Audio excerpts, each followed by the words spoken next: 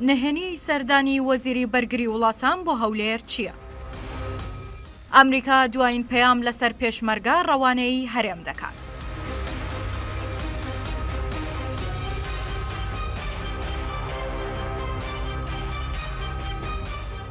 لە چەند ڕۆژی ڕابردوودا وەزیرانی بەرگری فەڕەنسا و ئەڵمانیا و هۆڵەندا سەردانی هەرێمی کوردستانیان کرد و لەگەڵ نێچیروان بارزانی سەرۆکی هەرێم پرسی ترسی سەرهەڵدانەوەی داعش و گۆڕانکاریەکانی سووریا و دۆخی ئەمنی ناوچەکەیان تاوتوێ کرد. سەرچاوەیەکی ئاگادار ئاشکرای کرد هاوپەیمانی نێودەوڵەتی و بەتایبەتی لەلایەن ئەمریکا و بەریتانیا و فەڕەنساوە هۆشداری دراوە بە بەرپرسانی هەرێم کە پێویستە بە زووی هێزی پێشمەرگە یەک بخرێت.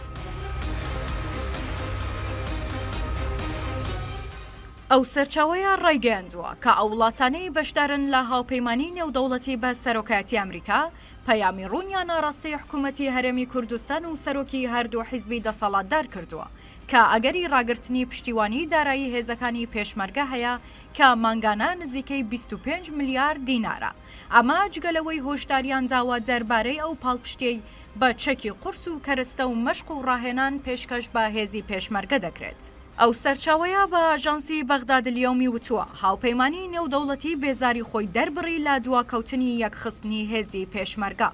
ڕوونیشی کردەوە هاوپەیمانی هەڕەشەی وەستاندنی پشتگیری دارایی پێشمەرگەی کردووە ئەگەر هەموو هێزە چەکدارەکانی سەر بە حیزبە کوردیەکان لە ماوەی نیوەی یەکەمی ساڵی داهاتوودا لە یەک وەزارەتدا یەک نەخرێن.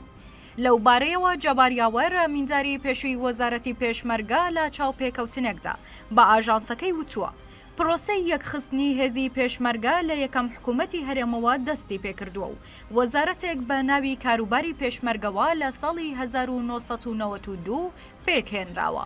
ئاماژەی بەوەشدا کا کۆمەڵێک یاسا بۆ پێشمەرگە پەسەند کراوە لەوانەش یاسای خانەنشینی و خزمەتی پێشمەرگایەتی و یاسای شەرەف.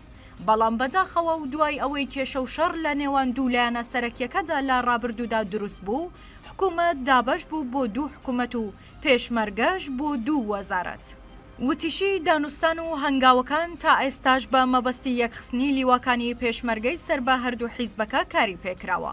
نووسینگەی وەزارەت و ناوەندەکانی مەشق و ڕاهێنان پێکێنرا بەڵام پرۆسەی یەکگرتنەوە لەوێ ڕاگیراوە و خاو بۆتەوە.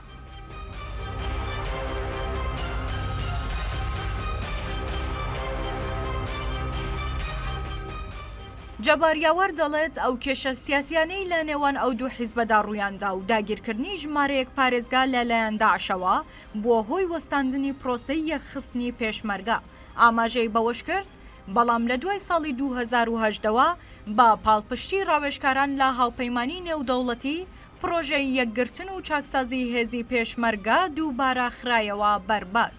بە گوێرەی دەستوری عێراق کە لە ساڵی 2005 پەسەند کراوە هێزی پێشمەرگە بەشێکە لە سیستەمی بەرگری نیشتمانی و تایبەتە بە هەرێمی کوردستانی عێراق هەرچەندە چەکەکانیان سنووردارە بە چەکی سووک و مامناوەت.